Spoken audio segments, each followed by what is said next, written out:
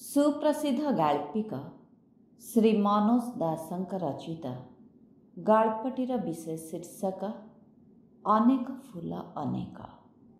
ସେ ଯୁଗର ଜବରଦସ୍ତ ଅଟ୍ଟାଳିକା ସ୍ଥାନରେ ଆଜି ଛିଡ଼ା ହୋଇଛି ଶୁଭ୍ର ସୁଦୃଶ୍ୟ ସୋଲରେ ତିଆରି ଭଳି ହାଲୁକା ବଙ୍ଗଲୋଟିଏ। ଅତୀତରେ ଯେଉଁଠି ମଜବୁତ ତୋରଣ ଦିହରେ ସିମେଣ୍ଟ ଅକ୍ଷରରେ ହରେନ୍ ନାମ ହିଁ କେବଳମ୍ ବୋଲି ଲେଖିଥିଲା, ସେଠି ଖଣ୍ଡିଏ ଅନତି ବୃହତ୍ ସବୁଜ ଫଳକରେ ଘୋଷଣା ହୋଇଯାଇଛି, ବି ୱେୟାର ଅଫ୍ ଡଗ୍ସ। ସବୁ ଏମିତି ବଦଳି ଯାଇଛି। ତେବେ ଯଥାପୂର୍ବ ରହିଛି ପୂର୍ବ ଦିଗର ଉଦ୍ୟାନଟି ମାତ୍ର। ବର୍ତ୍ତମାନର ଫୁଲ ଗଛଟିମାନ ଅବଶ୍ୟ ସେଦିନର ଫୁଲଗଛ ସବୁର ବଂଶଧର ହୋଇଥିବେ। ହୁଏତ ପୁରୁଣା କାଳର ଟଗର ମନ୍ଦାର ସହିତ ଛନ୍ଦାଛନ୍ଦି ହୋଇ ଆଜି ବିରାଜ କରୁଛନ୍ତି କେତୋଟି ଡାଲିଆ ଓ ଜିନିଆ। ମୋଟାମୋଟି କିନ୍ତୁ ବଗିଚାର ସ୍ଥିତି ଅର୍ଦ୍ଧ ଶତାବ୍ଦୀ ପରେ ବି ରହିଛି ଅବିଚଳିତ। ଯେଉଁ ବାରଣ୍ଡାରେ ବସି ସେ ଯୁଗର ତରୁଣ ପ୍ରଫୁଲ୍ଲବାବୁ ଉଦ୍ୟାନକୁ ଉପଭୋଗ କରୁଥିଲେ, ପିତୃଦେବଙ୍କ ପ୍ରଚଣ୍ଡ ତୈଳଚିତ୍ର ମଣ୍ଡିତ ସେ ବାରଣ୍ଡାଟି ଉଭେଇ ଯାଇଥିଲେ ବି ଜନୈକା ଉଡ୍ଡନଶୀଳା ବିଦେଶିନୀ ପରୀର ଆଭାସ ଚିତ୍ର ସମ୍ବଳିତ ତାର ଆଧୁନିକ ସଂକ୍ଷିପ୍ତ ସଂସ୍କରଣଟିଏ ରହିଛି, ଯେଉଁଠି ଆରାମ ଚେୟାରରେ ଥାପି ପ୍ରଫୁଲ୍ଲବାବୁ ଆଜି ପୁଣି ଆସି ବସିଥିଲେ। ଏକାଦିକ୍ରମେ 50 ବର୍ଷ କାଳ ପୂର୍ବ ଆଫ୍ରିକାରେ ସ୍ୱଚ୍ଛଳ ଅଥଚ ଖାମଖିଆଲି ଅବିବାହିତ ଜୀବନ ଅତିବାହିତ କରିବା ପରେ ଜନ୍ମମାଟି ସହିତ ବିସ୍ମୃତ ସମ୍ପର୍କକୁ ପୁନଃ ପ୍ରତିଷ୍ଠା କରିବାର ଦୁରୂହ ପ୍ରଣାଳୀରେ ପ୍ରଫୁଲ୍ଲବାବୁଙ୍କୁ ଯଥେଷ୍ଟ ସାହାଯ୍ୟ କରିଛି ତାଙ୍କ ଭ୍ରାତୃଷ୍ପୁଷ୍ପ ତସ୍ୟ ପତ୍ନୀ ଏବଂ ସେମାନଙ୍କ ପିଲାପିଲିଙ୍କ ଅକୁଣ୍ଠ ଯତ୍ନ। କିନ୍ତୁ ସର୍ବୋପରି ଆଜି ପ୍ରତ୍ୟୁଷରେ ଏହି ଉଦ୍ୟାନ ତାର ଉଚ୍ଛଳ ପୁଷ୍ପଗୁଚ୍ଛ, ଯେଉଁ ସବୁର ମୃଦୁ ମୃଦୁ ହସରେ ଈଷତ୍ ଅନ୍ଧାର ମିଶା କୁହେଳି ମଧ୍ୟ ହୋଇ ଉଠିଛି ରଙ୍ଗୀନ, ତାହା ଏଡ଼େ ଅନ୍ତରଙ୍ଗ ମନେ ହେଉଥିଲା ଯେ ପ୍ରଫୁଲ୍ଲବାବୁଙ୍କ ଯୌବନ ଓ ଆଜି ଅବସ୍ଥାର ମଧ୍ୟବର୍ତ୍ତୀ ଅର୍ଦ୍ଧ ଶତାବ୍ଦୀ ବ୍ୟାପ୍ତ ଜୀବନ ସରଣୀର ମାଇଲ ଖୁଣ୍ଟମାନ ଯେମିତି ପରସ୍ପର ଦେହରେ ଝୁଣ୍ଟି ପଡ଼ି ରାସ୍ତାଟିକୁ ଯଥାସମ୍ଭବ ସଂକ୍ଷିପ୍ତ କରି ଆଣୁଥିଲେ। କିନ୍ତୁ ଆଜିର ଅବସନ୍ନ ସ୍ମୃତିରେ ସେ ଦୀର୍ଘ ପଥ ଯେତେ ସଂକ୍ଷିପ୍ତ ହୋଇ ଆସିଲେ ବି ତାର ଦୁର୍ଗମତାର ଅଭିଜ୍ଞତାତକ କ୍ଷୀଣ ହେବାର ନୁହେଁ। ସେ ପଥର ଭୌଗୋଳିକ କଳେବର ଯେମିତି ସମୁଦ୍ର ଅରଣ୍ୟ ସମାବୃତ, ତାର ଆଭ୍ୟନ୍ତରୀଣ ରୂପ ବି ସେମିତି ପ୍ରଚୁର ସାମୁଦ୍ରିକ ଆରଣ୍ୟକ ଅଭିଜ୍ଞତାରେ ଗଠିତ। କଣ୍ଟକିତ କଙ୍କରିଳ ସେଇ ଦୀର୍ଘ ପଥର ସ୍ମୃତି ସମୂଳେ ଧୋଇଗଲେ ବଡ଼ ଭଲ ହୁଅନ୍ତା। ଟଗର ଗଛଟିର ସଘନ ଡାଳପତ୍ର ଗହନରୁ ଯେଉଁ ଶିଶିର ବିନ୍ଦୁଟିମାନ ଟପ୍ ଟପ୍ ଝରି ପଡ଼ୁଛି, ସେମିତି ଶୀତଳ ମୃଦୁ କୌଣସି ଏକ ସ୍ପର୍ଶରେ ଅବଗାହନ କରିବା ସକାଶେ ପ୍ରଫୁଲ୍ଲବାବୁଙ୍କର ତୀବ୍ର ଆକାଂକ୍ଷା ହେଉଥିଲା। ହଠାତ୍ ସେ ଚମକି ପଡ଼ିଲେ। କୁହେଳିର ଆବରଣ ତଳେ ଉଦ୍ୟାନ ଭିତରେ ଘୂରି ବୁଲୁଛି ଝିଅଟିଏ। ଏଥିରେ ଚମକିବାରେ ତ କିଛି ନାହିଁ। ଅତଏବ ଚମକି ପଡ଼ି ସେ ଭୁଲ କରିଛନ୍ତି ବୋଲି ସଚେତନ ହେଲେ। ଝିଅଟି ଫୁଲ ତୋଳୁଛି ନିଶ୍ଚୟ, ଯଦିଓ ତାର ଚାଲିଚଳନ ଏମିତି ହାଲୁକା, ଏମିତି ଛନ୍ଦମୟ ଯେ ମନେ ହେଉଛି ସେ ଅବା ପ୍ରଜାପତିଟିଏ ମାତ୍ର, ଫୁଲରୁ ଫୁଲକୁ ଛୁଇଁ ଛୁଇଁ ଉଡ଼ି ବୁଲୁଛି। ପ୍ରଫୁଲ୍ଲବାବୁ ନିଜର ଅହେତୁକୀ ଚମକକୁ ଭୁଲିଯିବାକୁ ଚେଷ୍ଟା କରୁଥିଲେ। ଏତିକିବେଳେ ହଠାତ୍ ତାଙ୍କ ମନକୁ ଆସିଲା ଝିଅଟିର ନାମ ଯେମିତି ଲୀନା।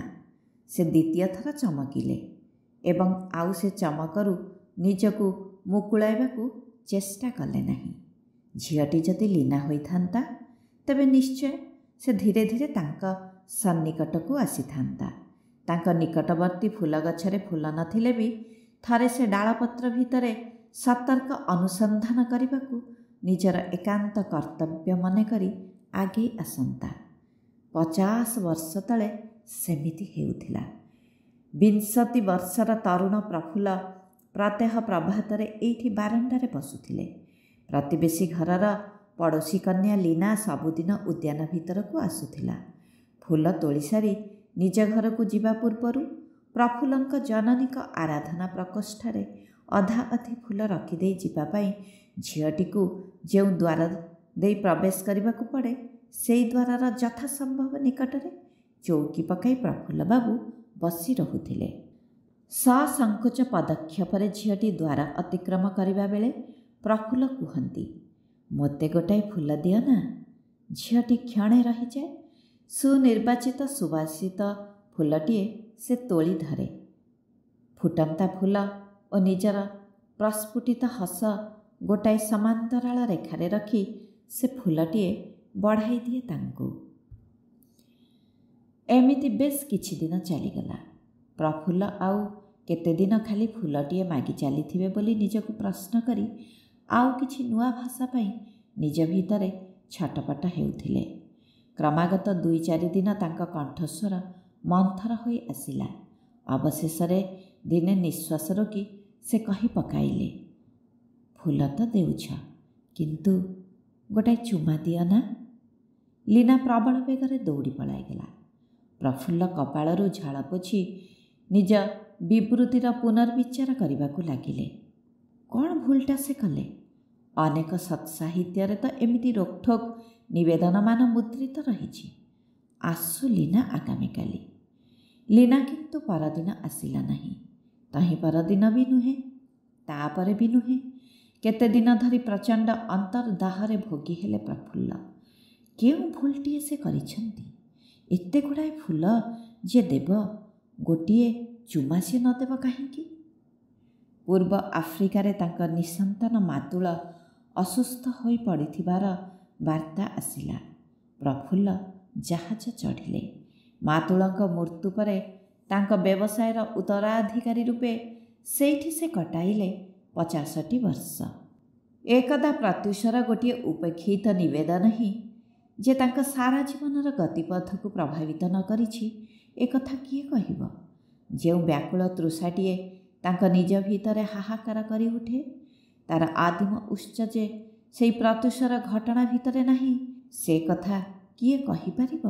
ଅବିବାହିତ ପ୍ରଫୁଲ୍ଲବାବୁ ବିଦେଶରେ ନିଷିଦ୍ଧ ଫଳକୁ ଯେ ବରାବର ବର୍ଜନ କରି ଚଳୁଥିଲେ ତାହା ମଧ୍ୟ ନୁହେଁ, ବରଂ ସେ ଦିଗରେ ତାଙ୍କ ଜୀବନଯାତ୍ରା ପ୍ରାୟଶଃ ହୋଇ ଉଠୁଥିଲା ଲଗାମ ଛଡ଼ା।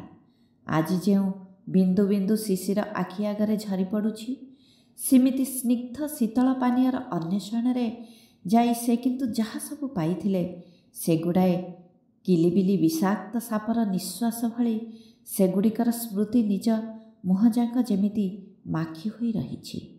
ପ୍ରଫୁଲ୍ଲବାବୁ ଗୋଟାଏ ଶିଶିର ସ୍ନାତ ଫୁଲର ପାଖୁଡ଼ା ଦ୍ୱାରା ମୁହଁରୁ ସେହି ସବୁ ପ୍ରଜ୍ୱଳନ ପୋଛି ଦେବାକୁ ବ୍ୟାକୁଳ ହୋଇ ଉଠୁଥିଲେ। ବଗିଚା ଭିତରେ ଫୁଲ ତୋଳୁଥିବା ଝିଅଟି ତାଙ୍କ ସମୀପବର୍ତ୍ତୀ ଗଛଟି ଆଡ଼କୁ ଆଗେଇ ଆସୁଛି, ଠିକ୍ ଯେମିତି ଏକଦା ଆଗେଇ ଆସୁଥିଲା ଲୀନା। ଆଃ, ଲୀନା ଯଦି ସେଦିନ ତାଙ୍କ ନିବେଦନଟିକୁ ସହଜ ଭାବରେ ଗ୍ରହଣ କରିଥାନ୍ତା। ପ୍ରଫୁଲ୍ଲବାବୁ ଲୀନା ଉପରେ ବିଦ୍ରୋହୀ ହୋଇ ଉଠିଲେ। ଝିଅଟି ଯେତେ ନିକଟକୁ ଆଗେଇ ଆସୁଥାଏ, ତାଙ୍କ ବିଦ୍ରୋହର ତୀବ୍ରତା ସେତିକି ବଢ଼ି ଯାଉଥାଏ। ହଠାତ୍ ସେ କହି ଉଠିଲେ, ଦିଅ ନା ମୋତେ ଗୋଟାଏ ଫୁଲ। ଆଃ, ନିଶ୍ଚୟ ନିଶ୍ଚୟ। ଝିଅଟି ଆସି ଗୋଟାଏ ଅନିନ୍ଦ୍ୟ ଗୋଲାପ ଫୁଲ ପ୍ରଫୁଲ୍ଲବାବୁଙ୍କୁ ଧରାଇ ଦେଲା। ଦିଅ ନା ଗୋଟାଏ ଚୁମା। ହଁ, ନିଶ୍ଚୟ। ଝିଅଟି ପ୍ରଫୁଲ୍ଲବାବୁଙ୍କ ବେକ ଉପରେ ହାତ ରଖି ଛୋଟ ଚୁମାଟିଏ ତାଙ୍କର ଶୁଭ୍ର ମୋଲାୟମ କଲି ଉପରେ ଥୋଇଦେଲା। ସେଦିନ ତେବେ କାହିଁକି ଏତକ ସେ କଲା ନାହିଁ? ପ୍ରଫୁଲ୍ଲବାବୁଙ୍କ ପ୍ରଶ୍ନବାଚୀ ବାକ୍ୟରେ ବ୍ୟାକରଣ ପ୍ରତି ଅମନୋଯୋଗୀ ଥାଇ ଝିଅଟି କହିଲା, କେଉଁଦିନ ଦାଦୁ? ତମେ ଯେବେ କହିଥିଲ କି? ହଁ, ଆଇ ଆମ୍ ସୋ ସରି। ଏଣିକି ସବୁଦିନେ ଦେବି।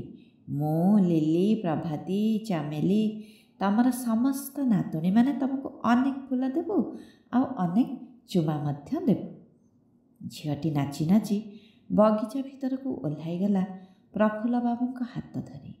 ପ୍ରଫୁଲ୍ଲବାବୁଙ୍କର ମନେ ହେଉଥିଲା ସେ ବି ଯେମିତି ଶୀଘ୍ର ପ୍ରଜାପତିଟିଏ ହେବାକୁ ଯାଉଛନ୍ତି। ବଗିଚାରେ ଅଜସ୍ର ଫୁଲ, ଯେମିତି ଅଜସ୍ର ଫୁଲ ସେମିତି ଅଜସ୍ର ଚୁମା। ଶୀତଳ କୁହୁଡ଼ି ଭିତରେ ତାଙ୍କ ମୁହଁରୁ ଲିଭି ଆସୁଥିଲା 50 ବର୍ଷର ଏକ ପ୍ରଜ୍ୱଳନ। ସେଦିନ ଓ ଆଜି ଭିତରେ ଯେମିତି ରାତିଟିଏ ମାତ୍ର ବିତିଛି। ଅବଶ୍ୟ ଜ୍ୱାଳାମୟ ବିନିଦ୍ର ରାତିଟିଏ, କିନ୍ତୁ ତାଠୁ ବେଶୀ ତ କିଛି ନୁହେଁ। ଉଦୟ ସୂର୍ଯ୍ୟର କେରାଏ ରଶ୍ମି ଆସି ବଗିଚାକୁ ଉଦ୍ଭାସିତ କଲା। ପ୍ରଫୁଲ୍ଲ ବାବୁଙ୍କର ମନେ ହେଲା ସେହି ସୁବର୍ଣ୍ଣ ସୂର୍ଯ୍ୟ ଯେମିତି ସାରା ପୃଥିବୀ ଉପରେ ବିଧାତାର ଏକ ଉଜ୍ଜ୍ୱଳ ଚୁମ୍ବନ। ସମାପ୍ତ।